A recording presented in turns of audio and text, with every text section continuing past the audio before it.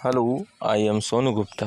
आज हम लोग पढ़ेंगे टेंस। टेंस क्या होता है? काल, जो ट्रांसलेशन बनाने के लिए बहुत ही उपयोगी है। ये ग्रामर पोर्शन के लिए बहुत ही ज़्यादा महत्वपूर्ण है और ये किसी खास या निश्चित क्लास के लिए नहीं है, ये एक कॉमन क्लास के लिए जो सभी बच्चे पढ़ सकते हैं। चलिए, तो आज हम लोग पढ़ेंगे टेंस। क्या पढ़ेंगे? टेंस। टेंस बहुत ही बड़ा ग्रामर का एक पार्ट है, तो इसको हम लोग पार्ट बाय पार्ट करके पढ़ेंगे, क्योंकि पूरा टेंस एक वीडियो में पढ़ना बहुत ही मुश्किल होगा, क्योंकि ये वीडियो लगभग 4 से 5 घंटे तक का चला जाएगा। इसलिए हम लोग धीरे धीरे पढ़ेंगे, समझ समझ कर पढ़ेंगे, ताकि हम लोग जो भी पढ़े वो अच्छे से समझ जाएं। ज़्यादा पढ़ना एक दिन में ज़रूरी नहीं है, इतना ही पढ़े कि उतना माइंड में कैप्चर कर ले। तो चलिए, आज हम लोग टेंस को जानते हैं और इस वीडियो में मैं टेंस का इंट्रोडक्शन प्लस एक टेंस को लूँगा और उसको पढ़ाऊँगा। चलिए देखते हैं आगे। टेंस जो है 3 प्रकार के होते हैं। कितने प्रकार के होते हैं? 3 प्रकार के होते हैं। प्रेजेंट टेंस वर्तमान काल, पास्ट टेंस भूतकाल और फ्यूचर टेंस भविष्य काल। Past tense, present tense, future tense, 3 tense हो गया। पहला है मेरा प्रेजेंट टेंस। प्रेजेंट टेंस को पहचानते हैं, है, हूँ, हो लगा रहता है, हूँ, हो लगा रहता है। क्या लगा रहता है? हो। पास्ट टेंस में क्या लगा रहता है? था, थे, थी लगा रहता है, ठीक है। और फ्यूचर टेंस में गा, गे, गी लगा रहता है। समझ में आ गया होगा आप लोग को। थोड़ा सा मोटा कर लेते हैं। चलिए, पास्ट टेंस, प्रेजेंट टेंस में क्या लगा रहता है? प्रेजेंट टेंस में है, हूँ, हो। थोड़ा सा पेंसिल बहुत पतला हो गया था, इसलिए आप लोगों को देखने में समस्या आ रहा होगा, इसलिए मैं इसको थोड़ा सा मोटा कर लिया। अब इसमें पास्ट टेंस में था, थे, थी, और फ्यूचर टेंस में गा, गे, गी। समझ में आ गया? टेंस 3 है, present tense, past tense, future tense. अब देखिए, प्रेजेंट टेंस भी 4 प्रकार के होते हैं। पहला सिंपल प्रेजेंट टेंस, इसका दूसरा नाम है प्रेजेंट इंडेफिनिट टेंस। दूसरा टेंस है मेरा प्रेजेंट इम्परफेक्ट टेंस, जिसका 2 और भी नाम है, प्रेजेंट प्रोग्रेसिव टेंस और प्रेजेंट कंटिन्यूअस टेंस। तीसरा टेंस है प्रेजेंट परफेक्ट टेंस और चौथा है प्रेजेंट परफेक्ट कंटिन्यूअस टेंस। मतलब प्रेजेंट टेंस 4 प्रकार के होते हैं। अब पास्ट टेंस भी 4 प्रकार के होंगे। नाम सारा सेम है, सिर्फ प्रेजेंट के जगह यहाँ क्या लग जाएगा? पास्ट लग जाएगा। सिंपल पास्ट टेंस, इसका दूसरा नाम क्या है? Past indefinite tense. दूसरा है पास्ट इम्परफेक्ट टेंस, इसका और 2 भी नाम है, पास्ट प्रोग्रेसिव टेंस और पास्ट कंटिन्यूअस टेंस। तीसरा है पास्ट परफेक्ट टेंस और चौथा है पास्ट परफेक्ट कंटिन्यूअस टेंस। आप लोग देख रहे होंगे। अगला चलते हैं फ्यूचर टेंस। फ्यूचर टेंस भी 4 हैं, नाम सेम है, बस पास्ट की जगह यहाँ क्या लगेगा? फ्यूचर लग जाएगा। सिंपल फ्यूचर टेंस, इसका दूसरा नाम फ्यूचर इंडेफिनिट टेंस। 2 नंबर में दूसरा है फ्यूचर इम्परफेक्ट टेंस, इसका और 2 नाम है future progressive tense, future continuous tense. तीसरा है फ्यूचर परफेक्ट कंटिन्यूअस टेंस और तीसरा है फ्यूचर परफेक्ट टेंस और चौथा है फ्यूचर परफेक्ट कंटिन्यूअस टेंस। तो प्रेजेंट टेंस भी हम लोग पढ़े 4, पास्ट टेंस भी पढ़े 4, फ्यूचर टेंस भी कितने पढ़े? 4 पढ़े हैं ना। तो 4 4 4 12, 4 4 4 4 4 4 कितना हो गया? 12। हम लोग 12 टेंस पढ़ेंगे और इसको 12 चैप्टर में पढ़ेंगे। एक टेंस को एक चैप्टर में पढ़ लेते हैं, तो मेरा ये पूरा टेंस का कितना वीडियो बनेगा? 12 वीडियो बनेगा, ताकि आप लोग को समझने में समस्या ना आए। तो प्लीज़ बच्चों, मेरा वीडियो यदि समझ में आ रहा होगा, पढ़ाया गया, तो मेरे वीडियो को लाइक करें और मेरे चैनल को सब्सक्राइब करें। तो चलिए, आज हम लोग पहला टेंस पढ़ते हैं, प्रेजेंट टेंस में 4 है उसके भाग। पहला हम लोग पार्ट को पढ़ेंगे सिंपल प्रेजेंट टेंस। अब देखिए सिंपल प्रेजेंट टेंस क्या है। सिंपल प्रेजेंट टेंस हिंदी वाक्य के अंत में वर्ब के साथ क्या लगा होगा, ता है, ती है, ते है लगा होता है। मेन यही है कि हम लोग आइडेंटिफिकेशन कैसे पहचानेंगे। ये मेरा सिंपल प्रेजेंट टेंस है तो इसके साथ क्या होगा, वर्ब के साथ ता है, ती है, ते है लगा रहता है। अब कैसे लगा रहता है तो फिर से मैं देख रहा हूँ, एक एग्जांपल के द्वारा समझा रहा हूँ इसको। देखिए हम लोग जानते हैं कि वर्ब क्या होता है, तो मूल शब्द के अंत में ना लगा होता है उसको वर्ब कहते हैं। जैसे लिखना, पढ़ना, बोलना, हंसना, रोना, यहाँ लगा देते हैं मान लीजिए ती। ठीक है, हम यहाँ लिखे हैं ना वर्ब प्लस ता है, ती है। मान लीजिए ती जोड़ते हैं तो ये नौ आकार हट जाता है तो क्या बचा, पढ़ो, पढ़, और यहाँ से ती जुड़ गया, पढ़ती। समझ में आ गया। तो इस टेंस में हम लोग को पढ़ना नहीं दिखेगा, क्या दिखेगा, पढ़ती दिखेगा। क्या दिखेगा, पढ़ती। पढ़ती और है हूँ हो तो लगा रहेगा ही, क्योंकि पहले ही बता दिया कि प्रेजेंट टेंस में है हूँ हो लगा रहता है। चलिए एक और एग्जांपल लेते हैं। जैसे रोना है, रोना, चलिए यहाँ ता लगा देते हैं। ठीक, ता तो नौ आकार हट गया तो क्या हो गया, रोता, रोता। जैसे वह रोता है, ती लगा देंगे तो क्या हो जाएगा, वह रोती है। ते लगा देंगे तो वे लोग रोते हैं। समझ में आ गया होगा वर्ब। मैंने यहाँ लिख दिया है, यहाँ देखिए दिख रहा है 2 नंबर में, मूल शब्द के अंत में ना लगा होता है। चलिए पहले ये कॉलम को देख लेते हैं। ये कॉलम जितने हैं ये सारे प्रोनाउन हैं, इसको आप लोग लिख लेंगे, याद रखेंगे। मैं का इंग्लिश क्या होता है, आई होता है, यू का आप लोग होता है, तुम लोग होता है, आप लोग होता है, वी का हम लोग हम होता है, ये सब आप लोग लिख लेंगे। चलिए आगे बढ़ते हैं। ये जितने हैं ये सारे प्रोनाउन हैं, और प्रोनाउन जो है टेंस में सब्जेक्ट के रूप में काम करते हैं। तो यहाँ पे लिख दिया गया है, क्या है, आई, वी, यू, ही, यहाँ है ना, आई, वी, यू, ही, C, it, name and names are subjects. ये सभी सब्जेक्ट हैं। अब नेम और नेम्स में क्या अंतर है, नेम मतलब एक नाम, जैसे राम एक है, ये नेम हो गया। श्याम एक है तो ये एक नाम हो गया, नेम हो गया। अब नेम्स क्या होता है, यदि 2 नाम है, जैसे राम और मोहन, ठीक, तो 2 है, 2 नाम दिख रहा है, मोहन, तो ये हो गया नेम्स। ठीक है। अब चलिए कि हम लोग टेंस में 6 सेंटेंस को बनाते हैं, पढ़ते हैं। पहला पढ़ते हैं अफर्मेटिव सेंटेंस, आप लोग के सामने दिख रहा होगा, यहाँ येलो कलर में इंडिकेट है। दूसरा होता है निगेटिव सेंटेंस, फिर होता है तीसरा इंट्रोगेटिव का 2 होता है, इंट्रोगेटिव और इंट्रोगेटिव नेगेटिव। ठीक, 2 इंट्रोगेटिव का 2 हो गया, तो पहला अफर्मेटिव, दूसरा निगेटिव, तीसरा इंट्रोगेटिव, चौथा इंट्रोगेटिव का नेगेटिव, और 5वां टर्म, और 6ठा टर्म का नेगेटिव। तो 6 स्ट्रक्चर है आप लोग के सामने। टर्म को दूसरा नाम WH क्वेश्चन के नाम से भी जानते हैं। चलिए तो अफर्मेटिव सेंटेंस हम लोग पढ़ते हैं। पहला है अफर्मेटिव सेंटेंस, मतलब सकारात्मक वाक्य। इसका स्ट्रक्चर होता है, हर एक ट्रांसलेशन बनाने का अपना एक स्ट्रक्चर होता है, जिसको कहते हैं बनावट या रचना। क्या कहते हैं, बनावट, बनावट या रचना कहते हैं, मतलब किसी चीज़ को बनाना। तो कैसे बनेगा, तो बनाने के लिए एक स्ट्रक्चर है, सब्जेक्ट प्लस वर्ब 1 या वर्ब 5 प्लस ऑब्जेक्ट। ये दिख रहा है आप लोग को, मैं इंडिकेट करके भी दिखा रहा हूँ। अब सब्जेक्ट क्या होता है तो पहले ही बता दिए हैं, यहाँ देखिए बता दिए हैं। ये सभी क्या है, ये सभी क्या है, सब्जेक्ट हैं, ये सभी सब्जेक्ट हैं। वर्ब को कैसे पहचानते हैं पहले ही बता दिए हैं। ऑब्जेक्ट जो बच जाएगा वो ऑब्जेक्ट कहलाएगा। अब चलिए वर्ब 1 और वर्ब 5 अभी आया था स्ट्रक्चर में, ये क्या होता है, तो वर्ब 5 होते हैं, वर्ब 1,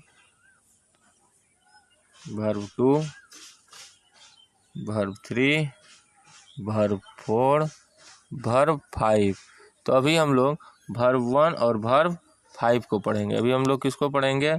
वर्ब 1 और वर्ब 5 को पढ़ेंगे। ठीक है, तो चलिए सिर्फ अभी हम लोग बात करेंगे वर्ब 1 पे और वर्ब 5 पे, यही दोनों में बात करते हैं। वर्ब 1 क्या होता है? मेन वर्ड, जैसे जाना का गो होता है, तो ये क्या हो गया? वर्ब 1 हो गया। ये देखिए वर्ब 5 क्या हो जाएगा? गोज हो जाएगा। ठीक, ईट खाना होता है, तो इसका हो जाएगा EATS, ईट्स। अब देखिए वर्ब 1 और वर्ब 5 में क्या अंतर है? तो ये तो मूल शब्द है, ये जब तक आपको याद नहीं रहेगा तो वर्ब 1 वर्ब 2 वर्ब 3 कोई नहीं बना पाएंगे, ये याद होना चाहिए। और वर्ब 5 में क्या लगता है? S या ES आके जुड़ जाता है। वर्ब 5 में क्या लगता है? S या ES आकर जुड़ जाता है। क्या जुड़ता है? S या ES आकर जुड़ जाता है। चलिए, तो अब हम लोग का स्ट्रक्चर क्या था? सब्जेक्ट प्लस वर्ब 1 या वर्ब 5 प्लस सब्जेक्ट। आप लोग कॉपी में लिख लेंगे, मैं आगे पीछे करता जा रहा हूँ। चलिए, अब मेरा एक एग्जांपल है, मैं जाता हूँ, तो मैं क्या हो गया? सब्जेक्ट हो गया। जाता ता लगा हुआ, ये वर्ब हो गया। तो क्या हो जाएगा? Subject plus verb 1। सब्जेक्ट क्या? आई है, यार बनाया हुआ है आई। आई के साथ क्या लगता है? वर्ब 5 लगता है। आई के साथ क्या लगता है? सॉरी, आई के साथ क्या लगता है? वर्ब 1 लगता है, तो आई गो हो जाएगा। जैसे देखिए, वह बाजार जाती है, वह क्या है? जाती है, वह सब्जेक्ट है, वर्ब है, और ये ऑब्जेक्ट है। वर्ब कैसे है? क्योंकि इसमें ती लगा हुआ है, तो ता ते ती वर्ब होता है। तो देखिए वह का सी वर्ब स्ट्रक्चर क्या था? सब्जेक्ट प्लस वर्ब 1 या वर्ब 5 प्लस ऑब्जेक्ट, तो वर्ब 5 लगेगा। सी के साथ वर्ब 5, गोज, गो हमेशा प्रीपोजिशन लेता है टू स्कूल। अब बोलेंगे यहाँ सर क्यों नहीं लिया? तो यहाँ इसलिए नहीं लिया कि गो के बाद कोई ऑब्जेक्ट नहीं था, इसीलिए यहाँ पे नहीं लिया। यहाँ पे बाजार ऑब्जेक्ट है, इसीलिए गो क्या लिया है? एक प्रीपोजिशन लिया है, ये हमेशा लेगा। गो अपने साथ टू का यूज हमेशा करेगा। अब आप लोग बोलेंगे सर आपने तो वर्ब 1 किसके साथ लगता है और वर्ब 5 किसके साथ लगता है बताया ही नहीं। तो बच्चों, ये भी PDF में लिखा हुआ है, आप लोग देख लेंगे। आई दिख रहा है, आई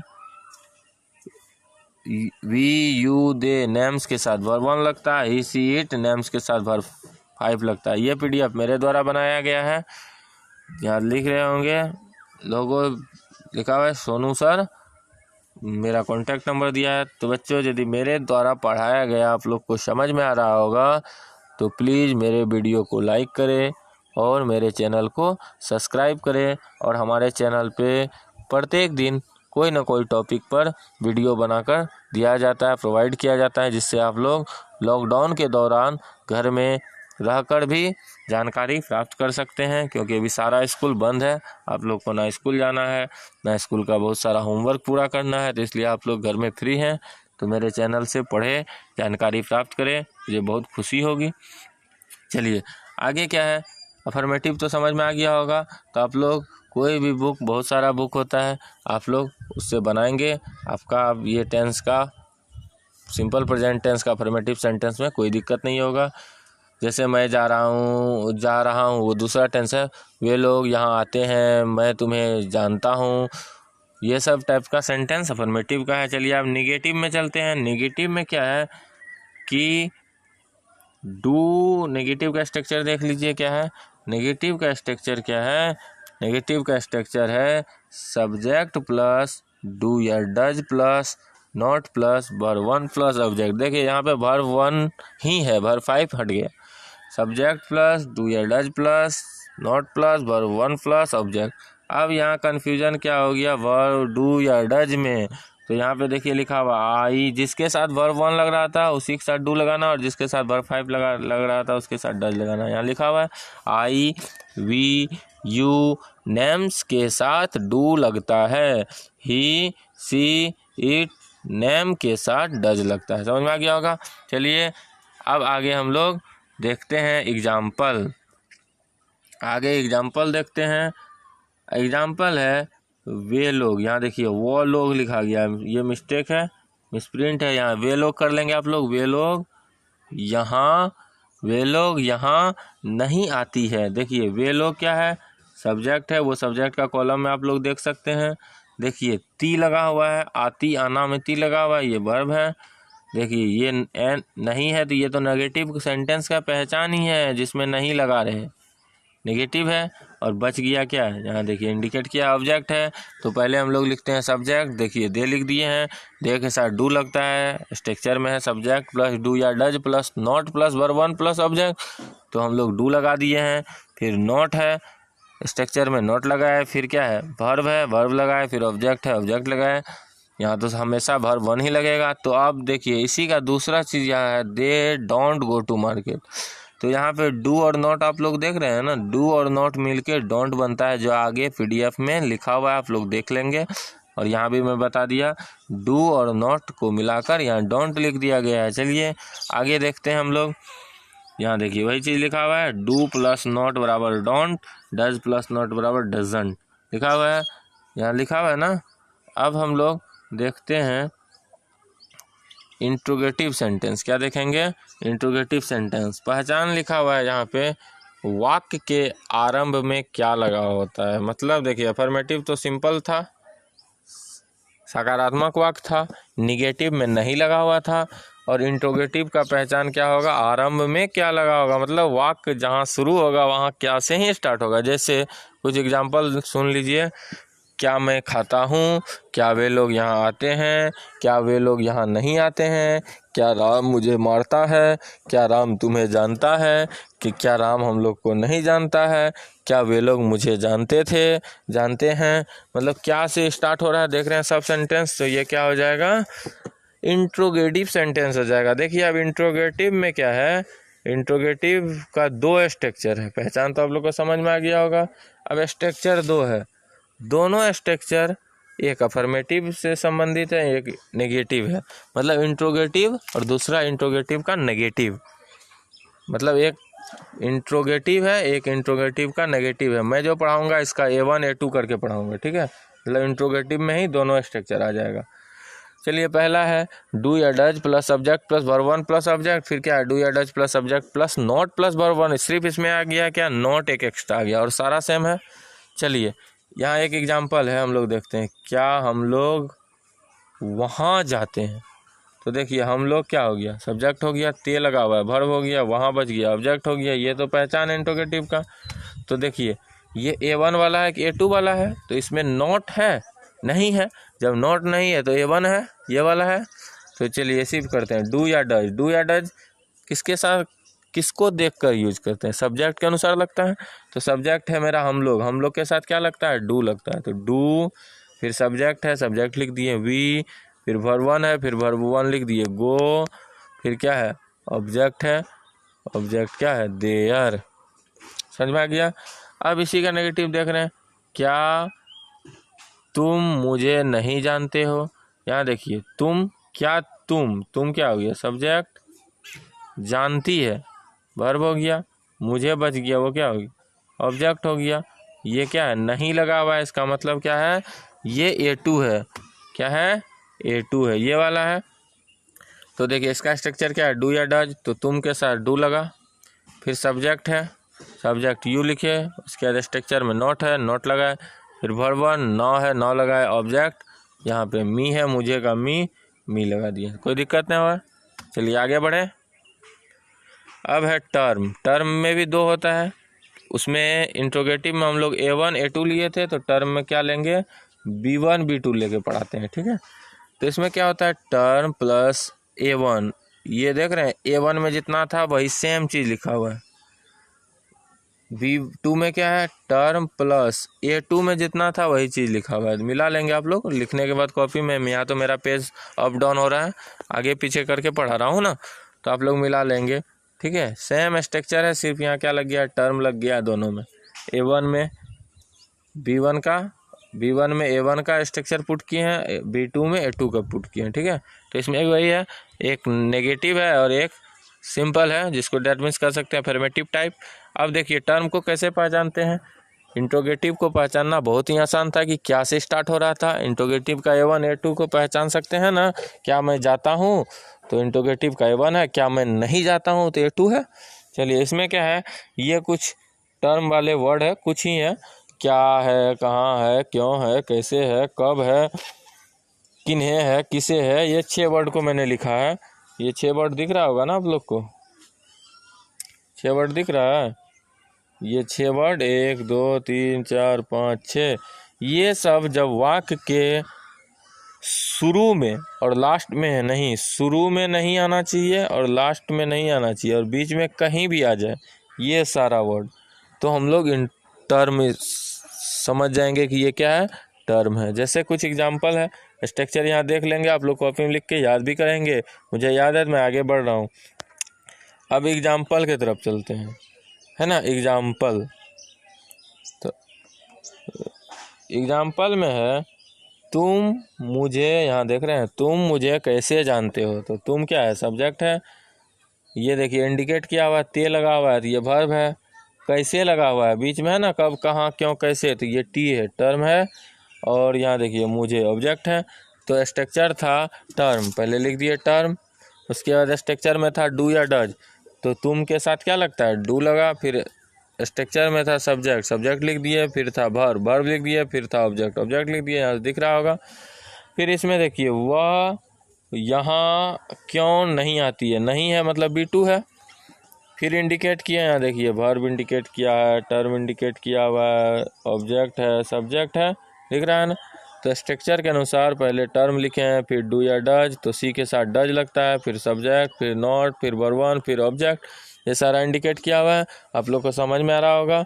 आप लोग सिंपल प्रेजेंट टेंस का कोई भी बुक, जो भी बुक आपके पास अवेलेबल हो, सिंपल प्रेजेंट टेंस का सारा ट्रांसलेशन बनाइए, और आप लोग, मैं उम्मीद करता हूँ कि आप लोग का सारा सेंटेंस, जितने भी क्वेश्चन होंगे, जितने भी आपको ट्रांसलेट इनटू इंग्लिश होगा, वो सारा बन जाएगा।